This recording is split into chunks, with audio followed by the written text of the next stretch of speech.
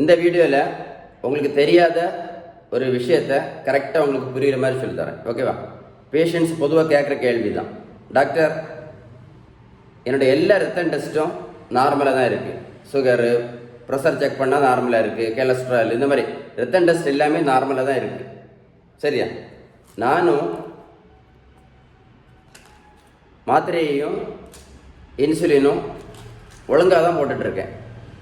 ரெண்டாவது, டாக்டரை கரெக்டான விசிட்டிங், டாக்டர் எப்போ வர சொல்கிறாங்களோ நானும் ஒழுங்காக தான் பார்த்துட்ருக்கேன். இப்படி இருந்த பிறகும் 3 கண்டிஷன்: ரத்த ரிப்போர்ட்டில் நார்மலாக இருக்குது, மாத்திரை இன்சுலின் ஒழுங்காக சாப்பிட்டுட்டு இருக்காங்க, டாக்டரையும் ஒழுங்காக தான் விசிட் பண்ணிகிட்டு இருக்காங்க. அப்படி இருந்த பிறகு கூட ஏன் நிறைய சுகர் பேஷண்ட்ஸுக்கு ஏன் எனக்கு ஹார்ட் அட்டாக் வந்துச்சு அப்படின்னு கேட்பாங்க. ஏன் எனக்கு பக்கவாதம் வந்துச்சு அப்படின்னு கேட்பாங்க. ஏன் எனக்கு கிட்னியில் கிரியாட்டின் அளவெல்லாம் கூடி யூரியா எல்லாம் கூடி எனக்கு ஏன் டயாலிசிஸ் பண்ண வேண்டிய நிலைமை வருது, ஏன் எனக்கு கண்ணு பார்வை குறைஞ்சி நான் அடிக்கடி கண்ணாசத்தில் போய் கண்ணு குருடு கூட வருது, ஏன் எனக்கு காலில் புண்ணு வந்த பிறகும் புண்ணே ஆறல்ல, ஏன் எனக்கு காலுக்கு அடியில் புண்ணு வந்த பிறகு நான் பேண்டேஜ் போட்டுட்டு வாழ்க்கை ஃபுல்லாக அலைய வேண்டியது இருக்குது. சிலவங்களுக்கு காலில் சுகர் பேஷண்ட் கால் கூட வெட்டி மொத்தமாக வெட்டி எடுக்கிற நிலைமை வருது அப்படின்னு கேட்பாங்க. நிறைய பேர் கேட்பாங்க. உங்களுக்கு இந்த டவுட் இருக்கலாம்னு நினைக்கிறேன்.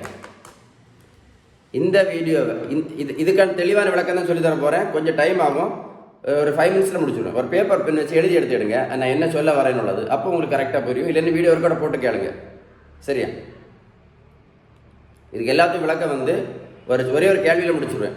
சுகர் ஒரு ஆளுக்கு எதனால் வருது, ப்ரெஷர் ஒரு ஆளுக்கு எதனால் வருது, கெட்ட கொலஸ்ட்ரால் ஒரு ஆளுக்கு எதனால் வருது, உடல் பருமன் எதனால் வருது. கேள்வி புரிஞ்சிட்டீங்கல்ல? சரி, உடல் பருமனே விட்டுருவோம், வேண்டாம்.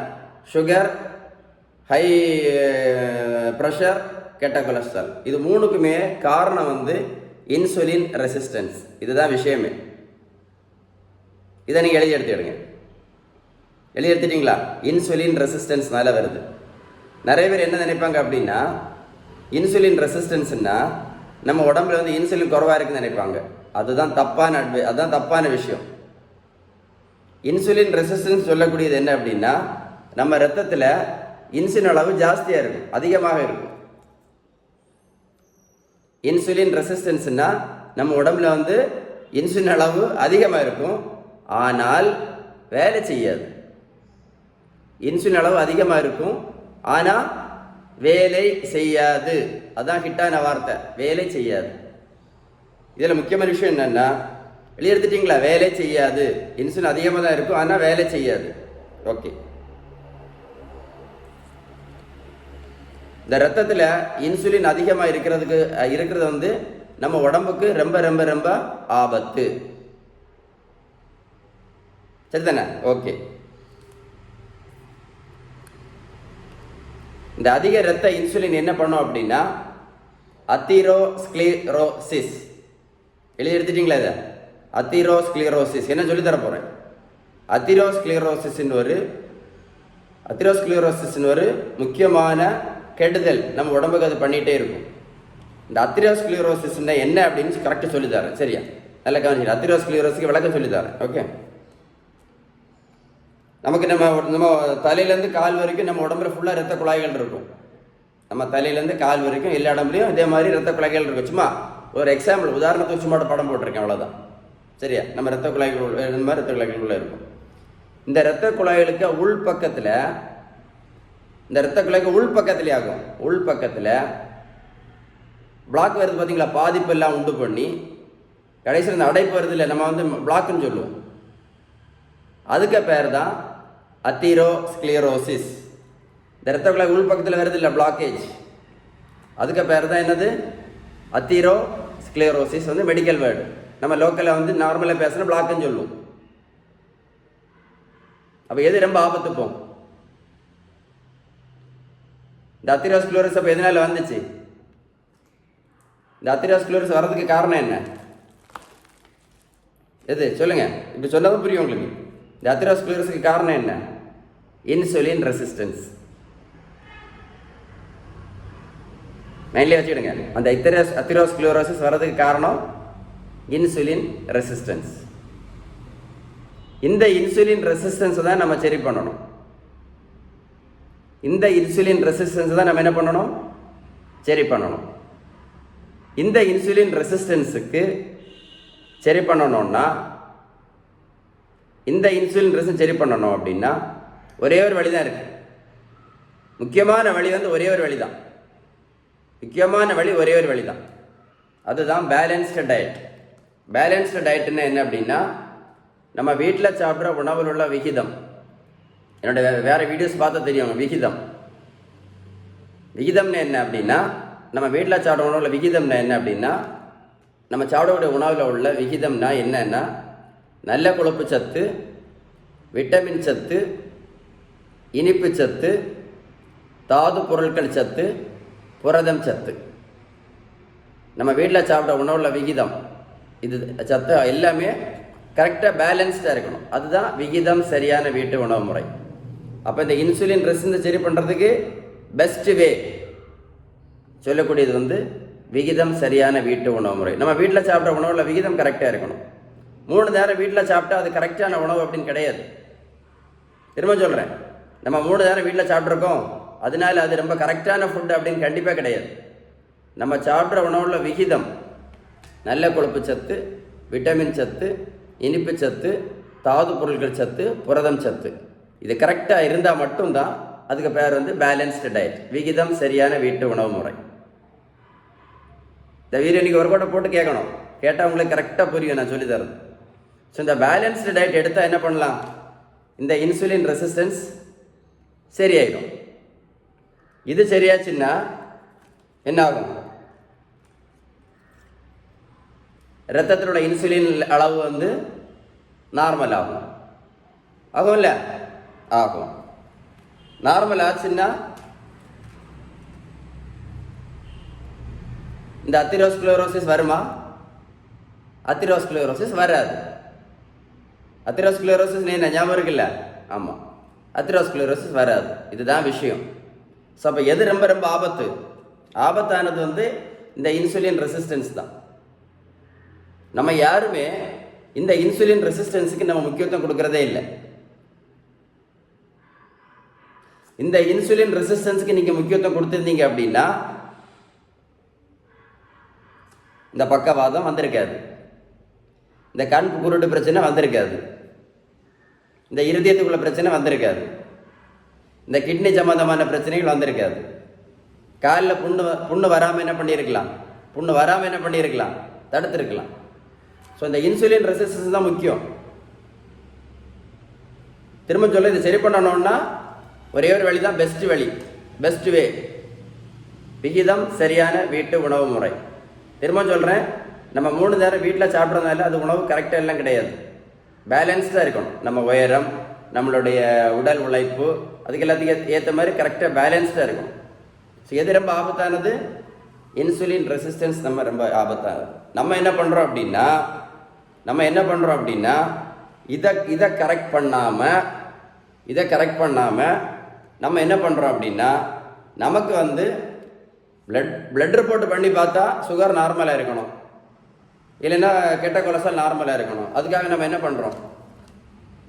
மாத்திரையும் இன்சுலின் போட்டு என்ன பண்ணுறோம்? ரத்த சுகர் நார்மலாக கொண்டு வந்துடுறோம். எப்படியாவது இந்த மாத்திரை இன்சுலின் போட்டு பிளட் டெஸ்ட் எல்லாம் நார்மலாக தான் இருக்குது. புரிஞ்சுட்டிங்களா? மாத்திரையும் ஒழுங்காக தான் போட்டுட்ருக்கோம். நம்ம தான் மாத்திரை ஒழுங்காக போட்டுருவோமே. நம்ம மாத்திரை ஒழுங்காக போட்டு நம்ம இந்த மாத்திரை இன்சுலின் ஒழுங்காக போட்டு என்ன பண்ணிடுறோம்? பிளட் ரிப்போர்ட்டு நார்மல், எல்லாம் நார்மலாக வச்சிடறோம். ஆனால் இதை கவனிக்கிறது யார்? இதை யார் கவனிப்பா? இன்சுலின் ரெசிஸ்டன்ஸை. இதுதான் ரொம்ப ஆபத்தானது. இங்கிலீஷில் சொல்ல போனோம்னா ஹை பிளட் insulin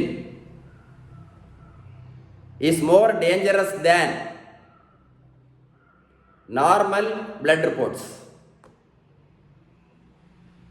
கரெக்ட் சொன்னா?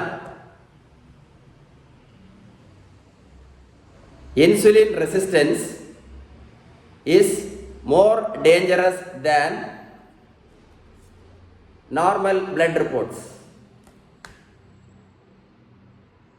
தெளிவாக சொல்லிட்டேன். கரெக்ட், நான் ரெண்டுமே கரெக்டாக சொல்லியிருக்கேன். ஒரு கூட சொல்கிறேன். Insulin resistance is more dangerous than normal blood reports. இதுக்கு நான் விளக்கம் சொல்லித்தர போகிறேன் அடுத்தது உங்களுக்கு. இந்த பாயிண்ட் உங்கள் மைண்டில் யாருச்சுன்னா நான் இன்னும் அடுத்த சொல்லித்தர விஷயம் உங்களுக்கு மைண்டில் கரெக்டாக ஏறும். Insulin resistance is more dangerous than normal blood report. அது ஏன் அப்படின்னு சொல்லி தர போகிறேன். இது மைண்டில் ஏறிச்சா? இந்த வீடியோ ஒரு கூட போட்டு கேளுங்க, பேப்பரில் எழுதி எடுத்து அப்படியே நீங்கள் ஸ்டடி பண்ணி பாருங்கள். உங்களுக்கு ஏன் இந்த பிளட் ரிப்போர்ட் நார்மலாக இருந்த பிறகும், ஏன் மாத்திரையில் ஒழுங்காக எடுத்த பிறகும் இந்த எல்லா பிரச்சனையும் வந்து உங்களுக்கு கரெக்டாக புரியும். சரியா? சொல்லி தர போகிறோம், பார்த்துட்டே இருங்க. ஏன் அப்படி சொல்கிறேன் அப்படின்னா, 1 minute.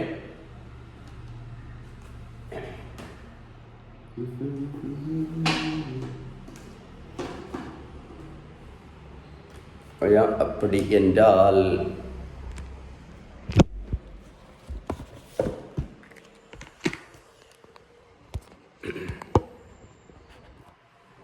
ஏன் அப்படின்னா, நம்ம இரத்த குழாய்க்குள்ள பாதிப்புக்கு பேர் என்ன சொல்லி தந்தேன்? பிளாக்கேஜுக்கு பேர் என்ன சொல்லி தந்தேன்? அத்தீரோஸ்க்ளரோசிஸ். மறந்துடாதுங்க. ஏன் அப்படின்னா இதான் விஷயமே. இப்போ நான் சொல்ல போகிறது தான் விஷயம்.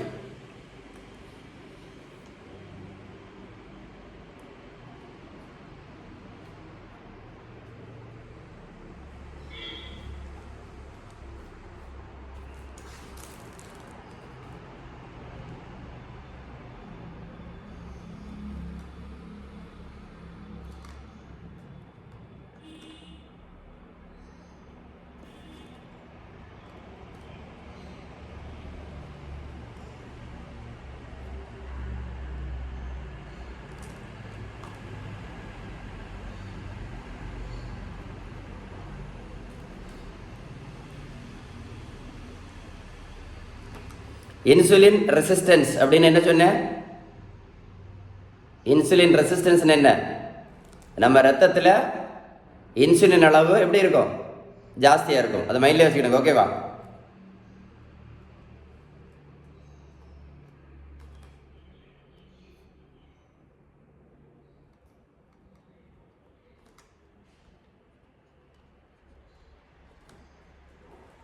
ஓகே, இப்போ நான் சொல்லி தரது மைண்டில் அப்படியே ஏற்றிடுங்க. கரெக்டாக உங்களுக்கு புரியும்.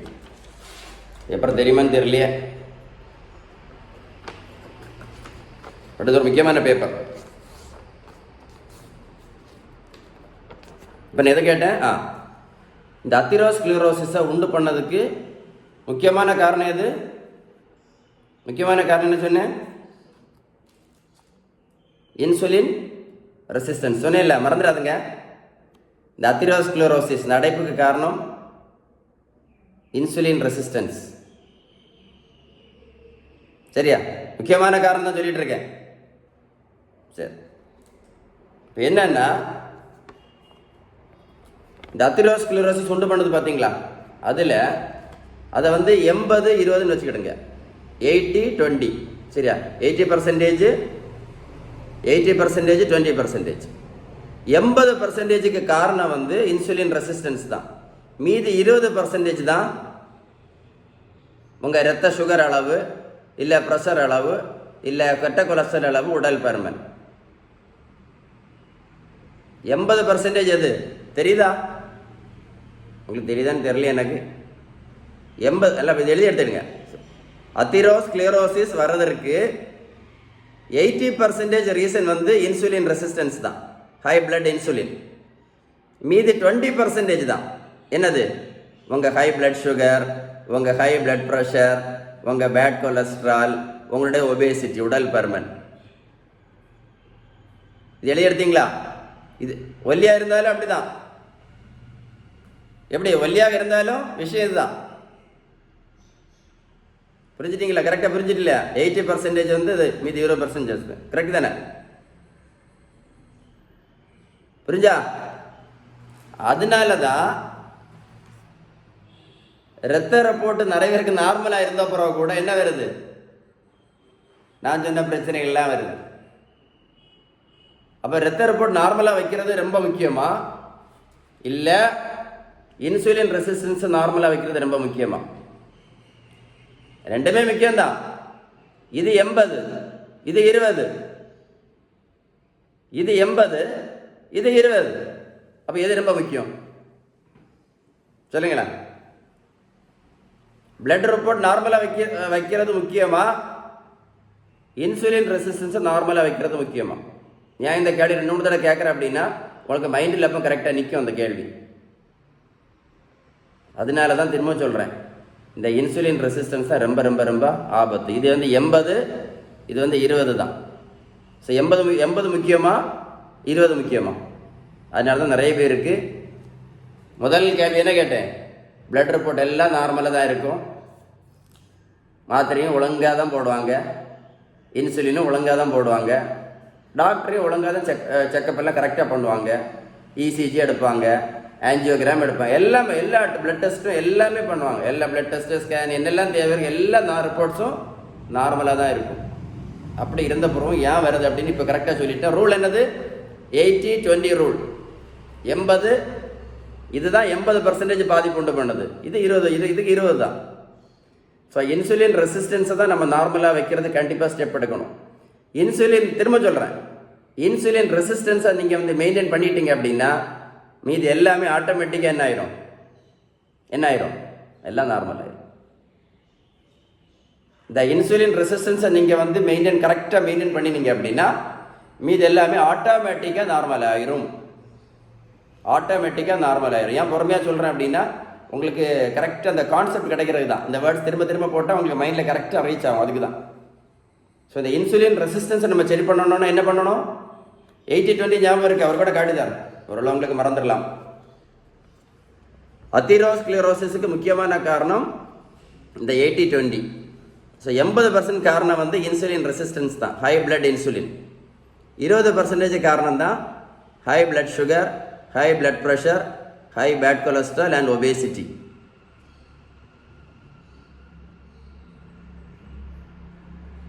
ஏன்னா ஒல்லியாக இருந்தாலும் கணக்கு எல்லாம் ஒன்று தான். அதனால தான் இந்த உடல் பருமனை தூக்கி நான் கீழே வச்சுருக்கேன். அதனால தான் உடல் பருமனை இந்த 20% நான் வைக்கல, அதெல்லாம் இந்த உடல் பருமனை லோவஸ்ட் கேட்டகரியில் வருது. ஸோ 80% அந்த இன்சுலின் ரெசிஸ்டன்ஸ், 20% தான் மீதி எல்லாமே. எழுதி எடுத்தீங்களா? எடுத்துட்டீங்களா? இங்கிலீஷ் புரிஞ்சு தான் தெரியல, பட் இருந்தாலும் வாயில் சொல்லுறது உங்களுக்கு புரிஞ்சிருக்கும்னு நினைக்கிறேன்.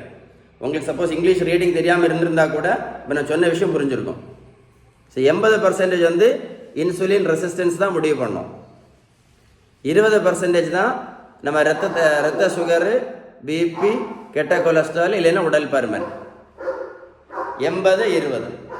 ஸோ அப்போ 80 எது? 80 இன்சுலின் ரெசிஸ்டன்ஸ் தான். ஸோ இதுதான் ரொம்ப ரொம்ப ரொம்ப முக்கியம். அதனால தான் நான் ஒரு கூட சொல்கிறேன், நிறைய பேர் பிளட் ரிப்போர்ட் நார்மலாக இருந்த பிறகும், மாத்திரை இன்சுலின் எல்லாம் ஒழுங்காக எடுத்த பிறகும், டாக்டரை ஒழுங்காக சந்தித்த பிறகு கூட என்ன வருது? நான் சொன்ன எல்லா ப்ராப்ளம் வருது. என்னெல்லாம் சொன்னோம்?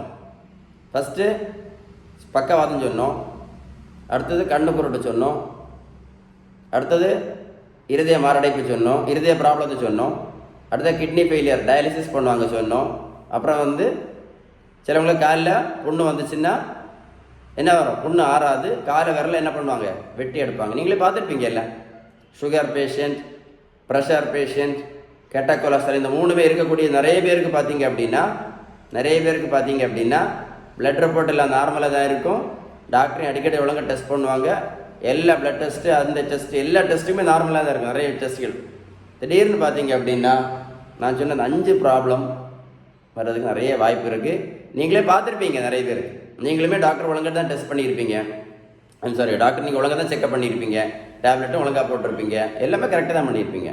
அந்த 80-20 ரூல் 80% இன்சுலின் ரெசிஸ்டன்ஸ் தான். ஸோ 20% தான் உங்கள் பிளட் ரிப்போர்ட்ஸ்.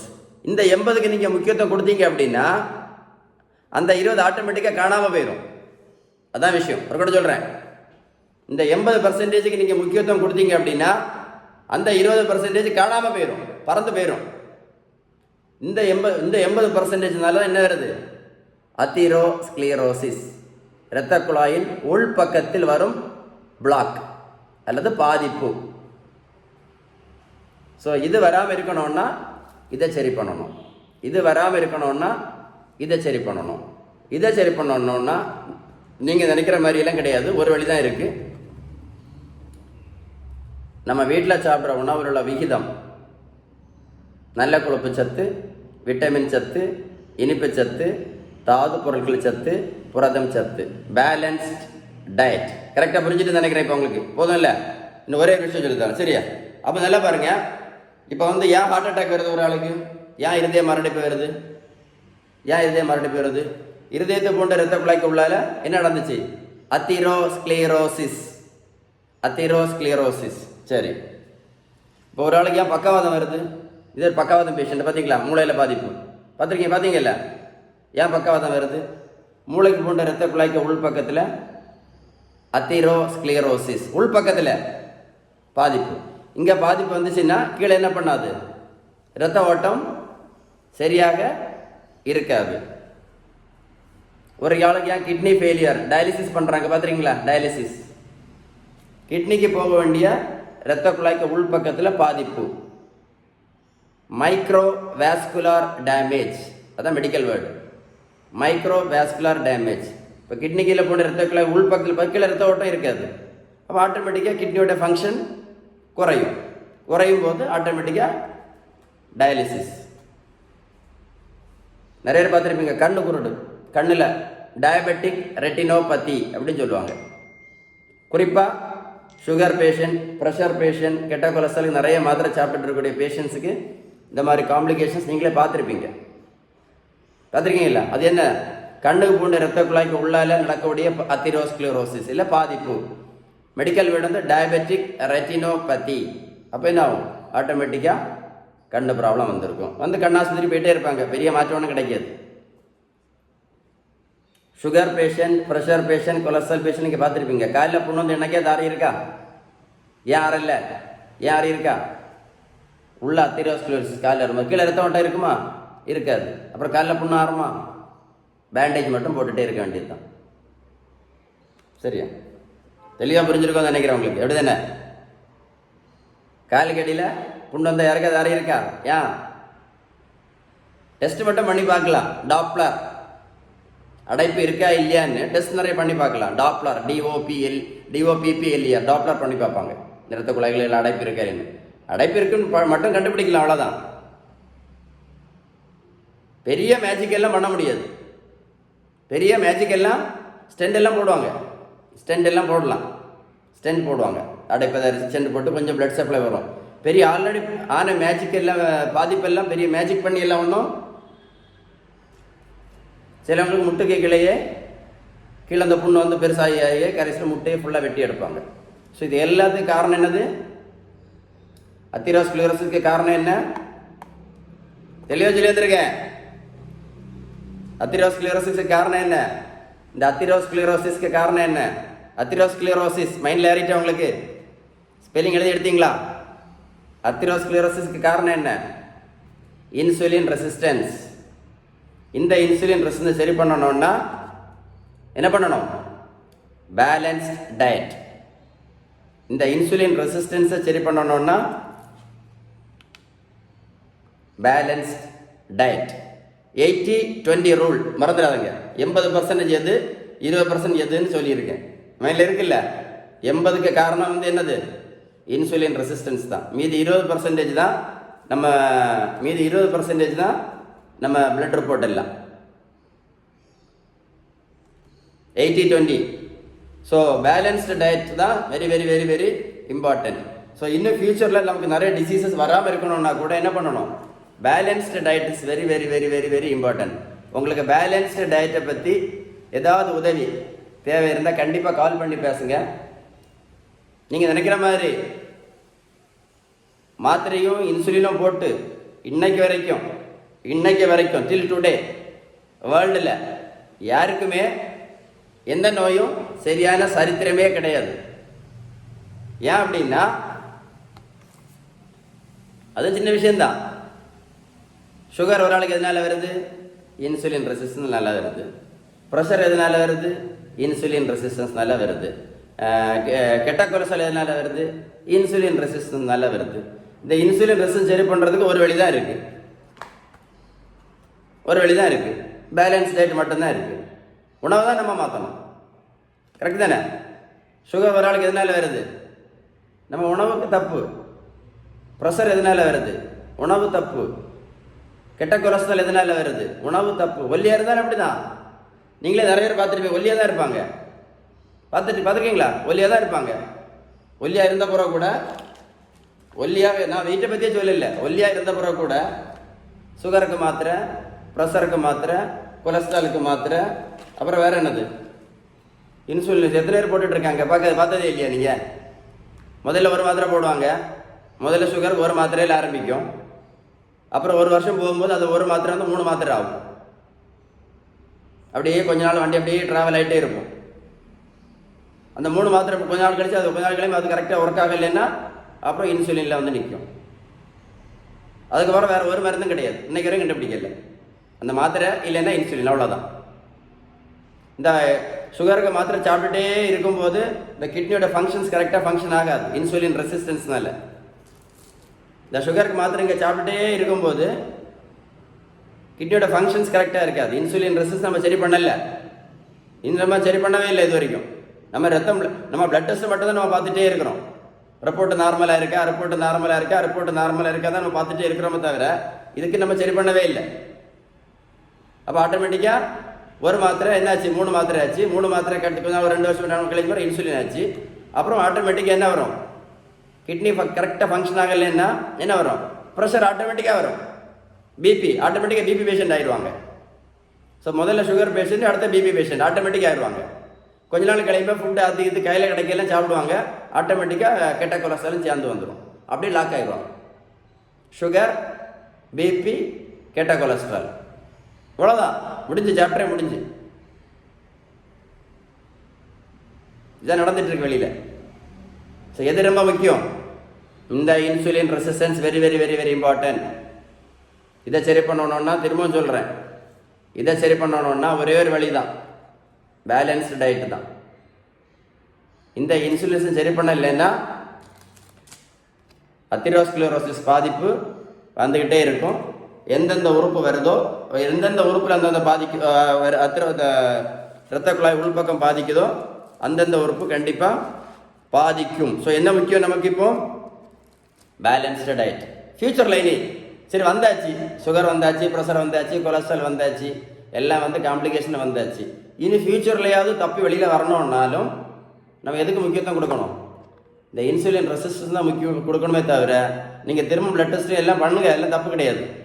ரிப்போர்ட்ஸ் நார்மலாக இருந்தாலும் சரி, இன்சுலின் ரெசிஸ்டன்ஸ் சரியாக இல்லைன்னா எல்லா காம்ப்ளிகேஷன்ஸும் நிறைய வரும். இந்த தம்பியை பாருங்கள், 70 கிலோ வெயிட் குறைச்சிருக்கேன். 140லேருந்து 70 கிலோ. நான் ப்ரோட்டீன் பவுடரும் கொடுக்கல, மாத்திரையும் கொடுக்கல, ஜூஸும் கொடுக்கல, ஊசியும் போடலை. இந்த தம்பியை போய் நான் ரோட்டில் போய் நான் ஓடக்குன்னு சொல்லலை. ஏன் ஓட சொல்லலை சொல்லுங்க பார்ப்போம்.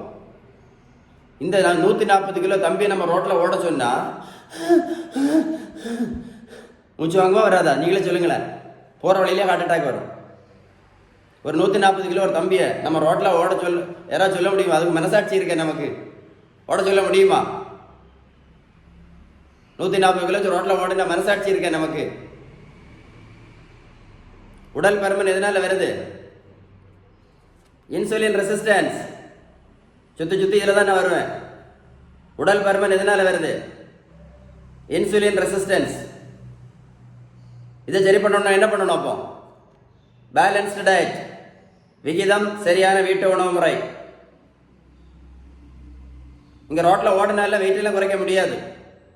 திரும்ப சொல்கிறேன், ரோட்டில் ஓடுறதுனால மட்டும் வெயிட் குறைக்க முடியாது. 1 கிலோமீட்டர் இங்கே ரோட்டில் நடைபயிற்சி பண்ணால் கூட 40லேருந்து 50 கேலரி மட்டும்தான் எரிக்கப்படும். திரும்ப சொல்கிறேன், எழுதிடுங்க பேப்பரில். 1 கிலோமீட்டர் நீங்கள் நடைபயிற்சி பண்ணால் கூட 40லேருந்து 50 கேலரி மட்டும்தான் எரிக்கப்படும். அதனால நடைபயிற்சி மட்டும் பண்ணி இந்த வெயிட்டெல்லாம் 70 கிலோலாம் குறைக்க முடியாது.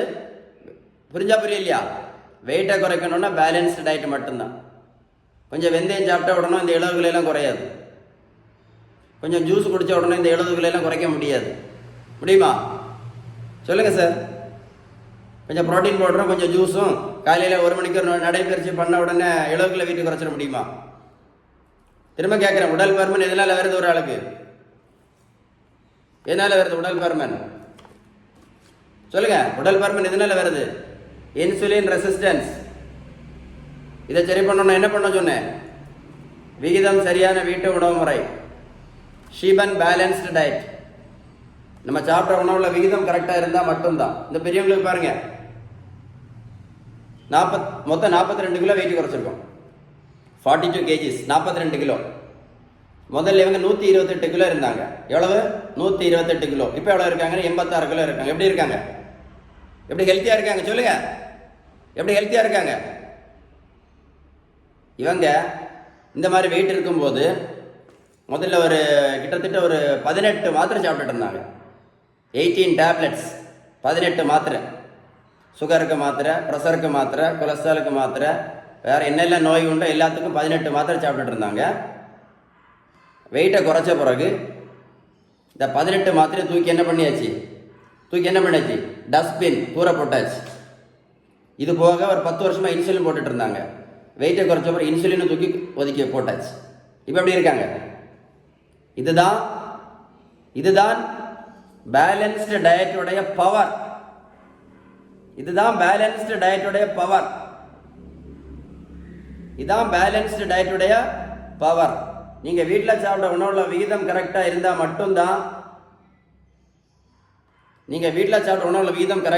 மட்டும்தான் என்ன சரியாகும்?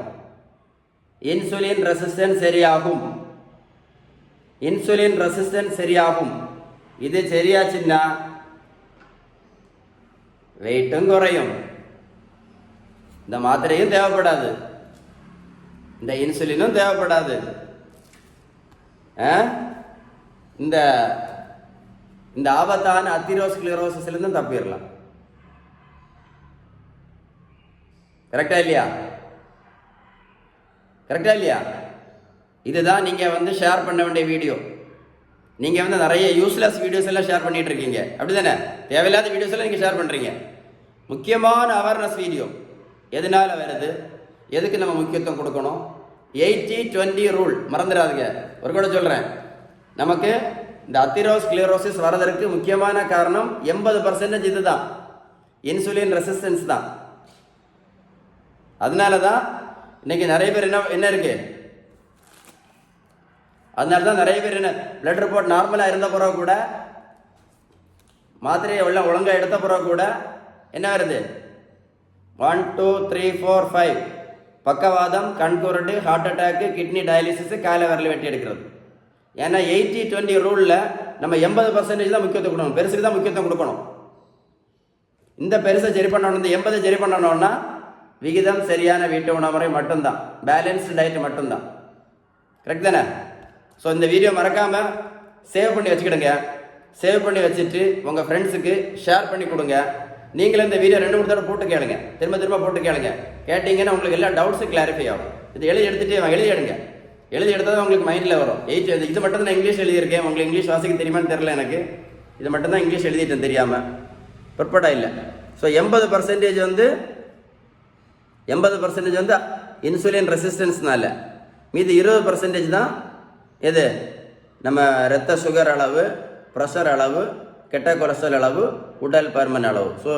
ஸோ 80க்கு தான் நம்ம முக்கியத்துவம் கொடுக்கணும், அப்படி தானே?